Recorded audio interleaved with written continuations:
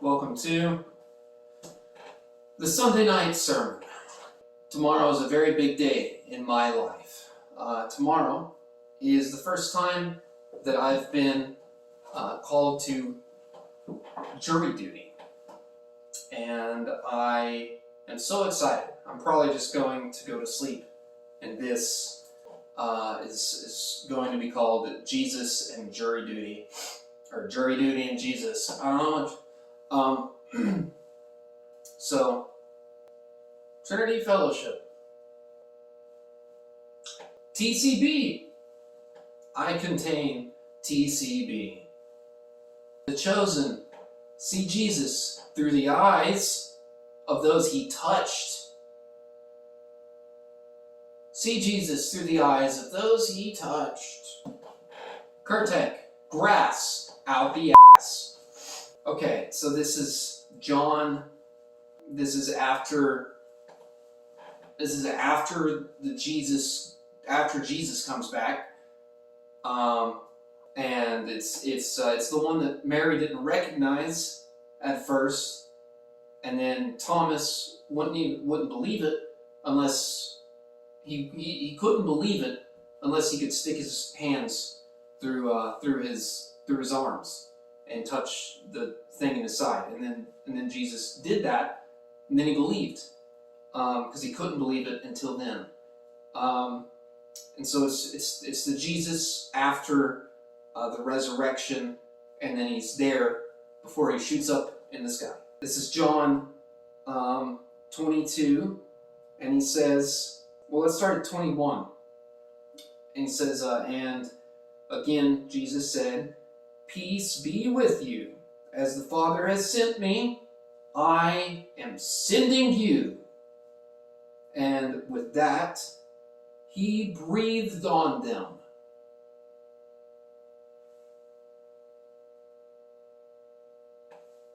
And said, "Receive the Holy Spirit.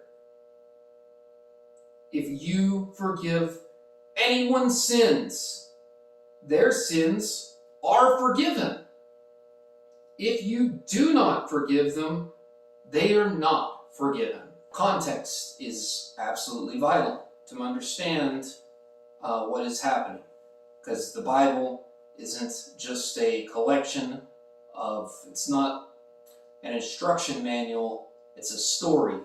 And so you want to extract the application of the story like any piece of literature would do, not just individual whatevers. Elsewise, you're gonna, who knows what you could get. You could get the Ku Klux Klan, you could get some wacky stuff if you're not deriving core principles or the core story, right? So, to set the scene, Jesus is, there's the Roman occupation. You can think of that as something approximating Russia and Ukraine. There's Jews and then there's Romans. Romans is the occupying puppet government type system with unbearable taxes and picking on the Jews and not allowing them, a fascist regime, right? Oh, hi, Mr. Fluffles. As well as the Jews, which is the religious elite or the church of its day and time. Someone once asked me if Jesus is the continuation, which in all technical categorizations, Jesus is the continuation of that system. However, that he probably wanted to do something new and a bit different, considering they kept trying to murder him with rocks. So there was plenty of difference and strife between him and the current church of its time, which was also functioning not only as the church, but the governmental system itself. And so the Jews, occupied by the Romans, did not have separation of church and state. Therefore, the religion was also their governmental system, on top of the Romans doing what they do. And so the way that you can think about the original Christian movement is something not just of the religious persuasion, but something that has political. So, look, Jesus was not okay with the Romans, and to say that he was okay with the Jews would be a completely absurd understanding of the text, being as though they kept trying to murder him with rocks. And so there was the original movement of the original church was they called them just, you're gonna have to either. So Jesus, before he dies, he gives, and after he comes back, he gives a commission to go and spread the word about him to all of the it's a religion, or it's not, to spread the news about him, because not only was this just a neat idea, and not only was this, it wasn't just a religion, it was the ecclesia, and the ecclesia translated is something approximating governing assembly.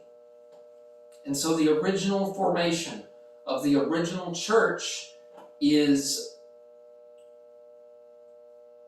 a system of self-governing regulation, a system of people, the way in which you judge will be judged back to you.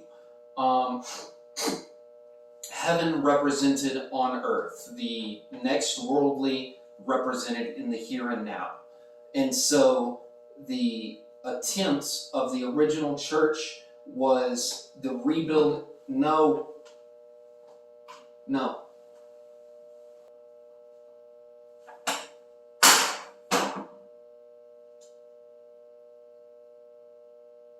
Jury nullification.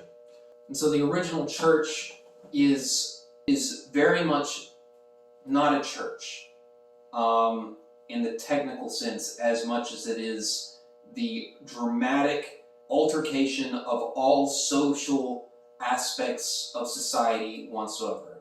So basically, government, religion, human living itself. And so following from John 20, you have many representations that states that, like the Universal Catholic Church states that that's the authority granted to the priest, and the priests are allowed to forgive sins via that structure of the church itself. However, I do not feel as though that is proper representation of what exactly occurred.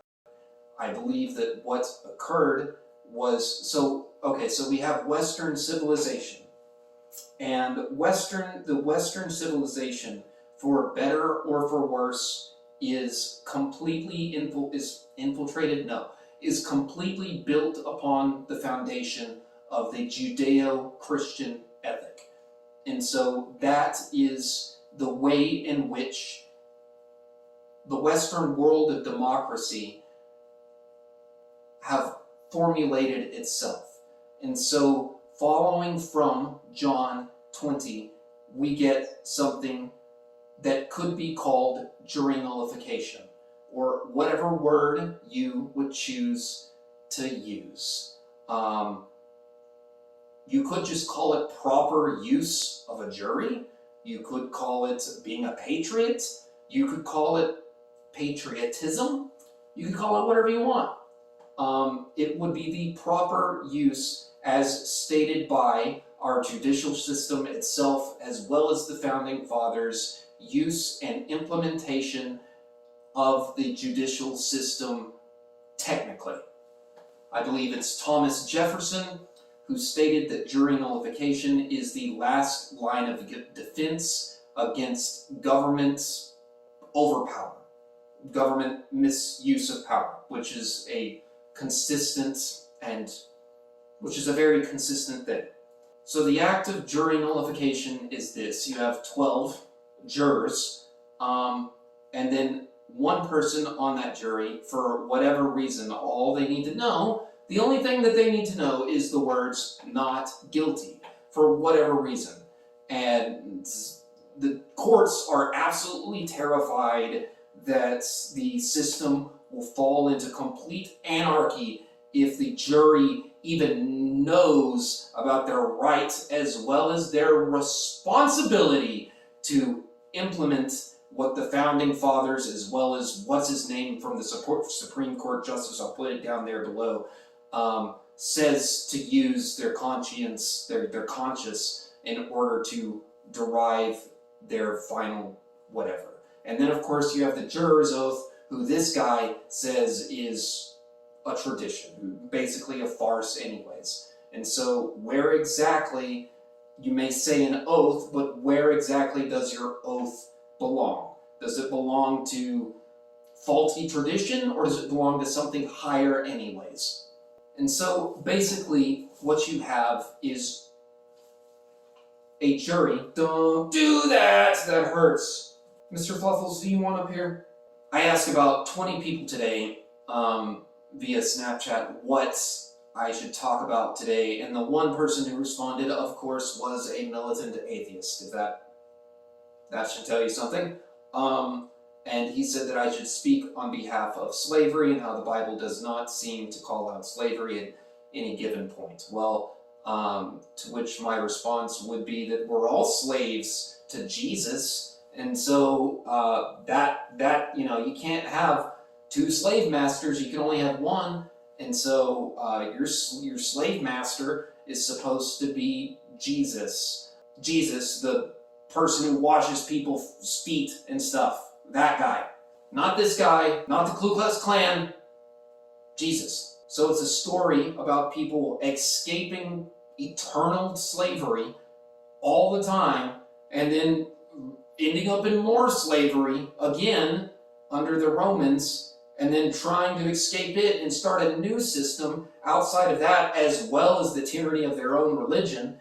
And it's the whole thing is a story about escaping slavery. I'm sorry that there's not like one particular verse that says, hey, by the way, don't do this. I mean, I'm sure Jesus, you're just gonna have to derive that information yourself. So anyways, the judicial system, the idea of a government not in some way becoming tyrannical, fascist, or whatever word you would want to use, just a blatant misuse of power, being as though either immoral or just inaccuracy. So look, here's the thing. If you are ever on a jury, ever, and anyone ever tells you that you have to lie, if anyone ever tells you that you have to categorically lie about the substance and the substrate about reality, if anyone tells you that under the law you have to lie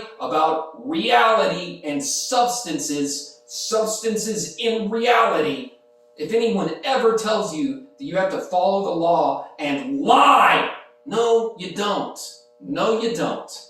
Not only is that abhorrent to your religion, it is also abhorrent to your patriotism. Amen. So if you ever find yourself on a jury, just shut up and refuse to lie about categorical inaccuracies and blatant inaccuracies against both science and medicine, whatever that might be.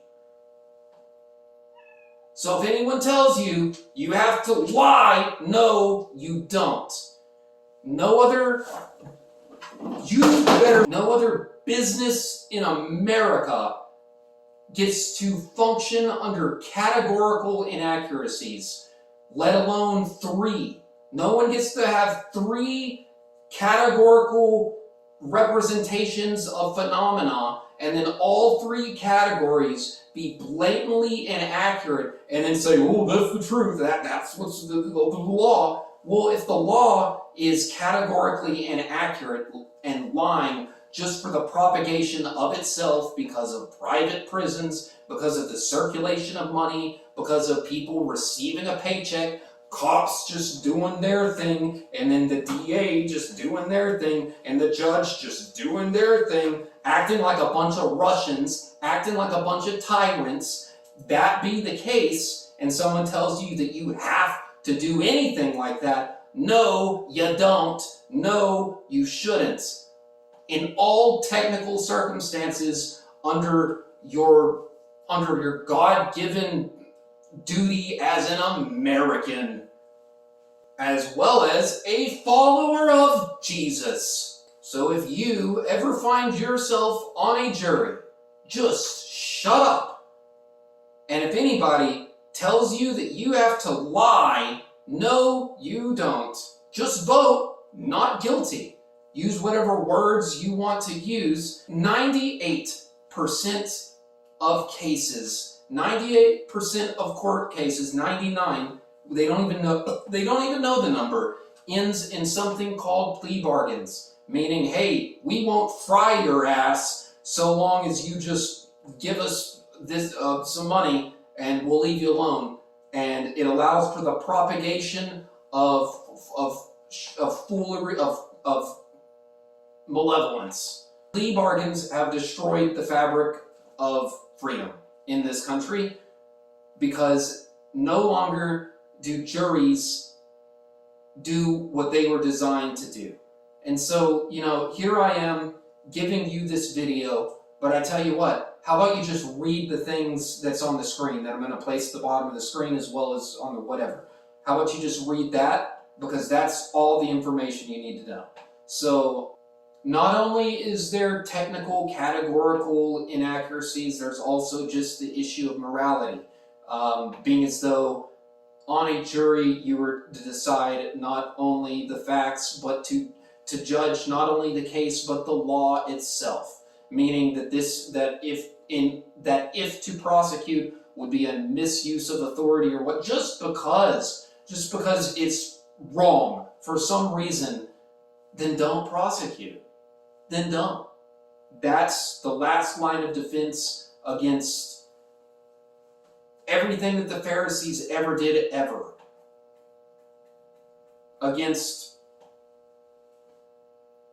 tyrannical misuse of authority. It's absolutely horrifying what's happened. People have been arrested for talking about jury nullification, for handing out pamphlets and saying, hey, just here's this information. Been arrested because the courts are, it's dirty. It's bad. They're worried that, oh no, it's gonna fall into anarchy. No, it's not. That's the way your government's supposed to work. And they've arrested people for talking about jury nullification outside the steps because it might, it's bad. It's really bad. In fact, you may not know, I went and laid over-the-counter medication from Colorado on the steps of the Texas Capitol, asking to speak to a jury, confidence, being my own lawyer, because I couldn't trust the lawyers who are entangled in the system to speak up, because they can't even talk about jury nullification unless you hire a jury nullification lawyer, and then then it's difficult for them to even get away with it. So trying to represent myself in court with a 50-50 chance of this is either going to completely, I'm going to be in jail for 20 years or this is going to work. And then lo and behold, they just dismiss the whole thing entirely. And then soon after, the entire state or the entire city of Austin decriminalized, soon after. It's pretty important stuff. basically what happens at a technical level is, if at any point you look upon an individual and you decide that that person sins, or all that means is missing the mark, which is not even a religious term. It just means, he sinned, what an idiot. So that at any point you see an individual and you decide that whatever should be better placed upon Jesus on the cross, that be there instead of on that person, that's what you can decide to do at a technical level. So that's the implementation, that's the brilliance of how this plays out into the structure of reality. And it's so important that it's the core structural component implemented into the governmental system, acted out at its final, most pristine form. And so it's very important, because it's that place that we can decide, Jesus transcends the law. Jesus is more, Jesus is whatever than this, and whatever. Which puts me in an interesting place, which puts me in a really interesting place. Because it's better to lose on purpose than jeopardize something that I find that important. Trinity Fellowship.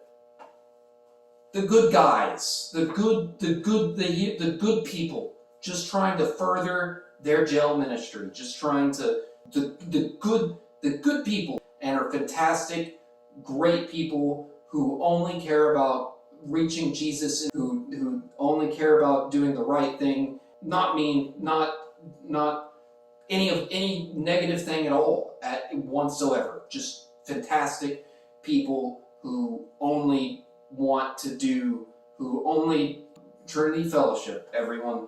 Wow. Everybody give it up for these amazing, fantastic, good, fantastic, great people who want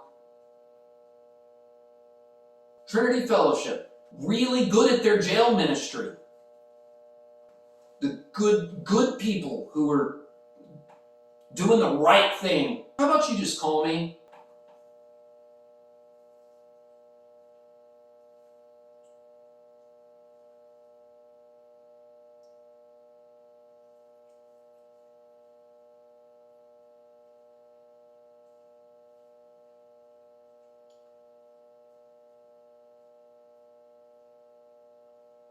So, I feel like I've done my part. Really, if you would just read what I posted here, that's more than enough. I feel like there's something I'm missing. Well, I think that's about it.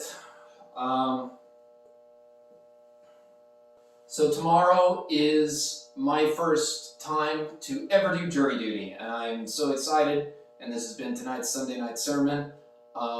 All I know is what I'm going to do is I'm going to go there and shut up and answer all of the questions appropriately, say my little thing, my little oath thing, when my real oath is to Jesus, and then vote accordingly. It's probably like some murder or something to where the dude totally has it coming. I don't know. But anyways, yeah, jury nullification is to summarize here, right? So jury nullification. Juries are, in so many ways,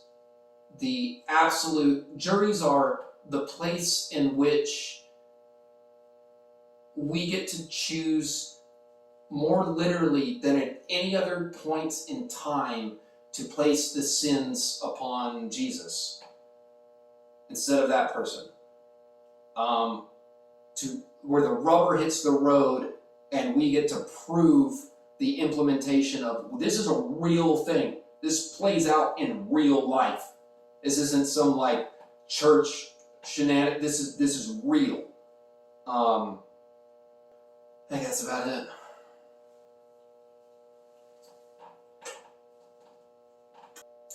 Good night.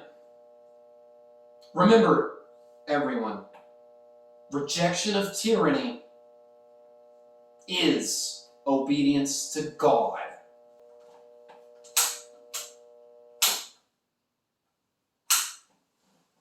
Okay, I'll be careful.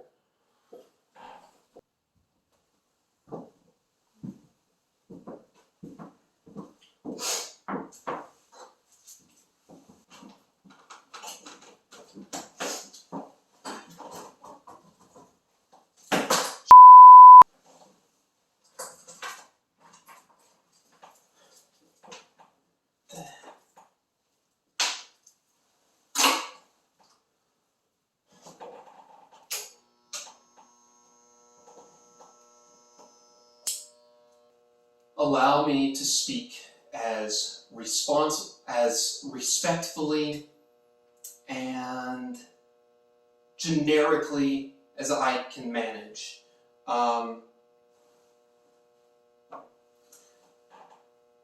If you bring after this narrative of what the misuse of power and force and law and authority can do as our central and main narrative, and if that is what we subscribe to, allow me to say this, especially if that be the case. If you, whoever you may be, decide to use the hand of the law against someone, and you make that decision, and you do that, and you are responsible for that, whatever, generic, whatever, whenever, whatever that may be. No matter what the circumstance is, if you cause the hand of the law to come against someone, you show up to that courtroom. You be there. Because if you're going to use the force of authority after everything, after this, after that, and that's what we do, you should have the goal to show up in that courtroom and be there. At least. Otherwise, may you be seen as a spectacle against your society. May you be seen as weak and a force of misuse of power.